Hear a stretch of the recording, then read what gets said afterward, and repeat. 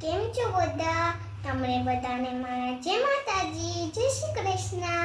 મારું નામ કૃષ્ણા ભરતભાઈ રાઠોડ છે। હું ધોરણ 1 માં અભ્યાસ કરું છું।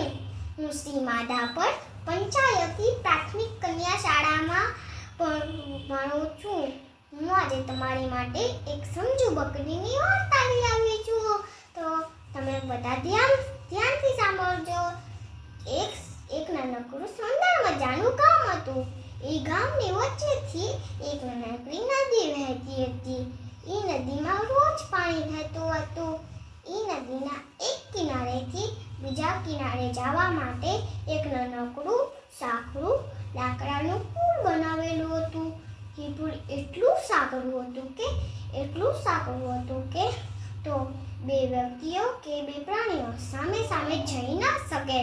તો એક દિવસ એવું બન્યું કે બે કૂતરાઓ કિનારે જવા માટે નીકળ્યા અને પુલ ઉપર સામે સામે જઈને ઊભા રહી ગયા અને એકબીજાને ફસવા લાગ્યા અને એકબીજાને મારવા લાગ્યા અને એકબીજાને ઝઘડવા લાગ્યા અને એટલા ડર્યા કે ડરીને ધડામ પાણીમાં પડી ગયા।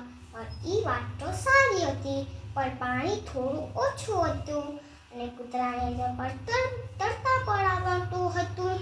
એટલે એ જેમ તેમ કરીને કિનારા ઉપર પહોંચી ગયા અને એમાંથી ભાગી ગયા અને થોડા સમય પછી બે બકરીઓ કિનારા જવા માટે નીકળી ગઈ અને એક ફૂલ ઉપર સામે જઈને ઊભી રહી ગઈ અને એક બકરી બેસી ગઈ અને બીજી બકરી એના ઉપર કૂદકો મારીને તો ચાલી ગઈ અને જે બેઠેલી બકરી હતી એ ઊભી થઈને હારી ગઈ। તો મિત્રો, આ વાર્તામાંથી આપણે શું શીખ મળી? મુશ્કેલીનો હલ લડવાથી નહીં, સમજદારીથી થાય છે।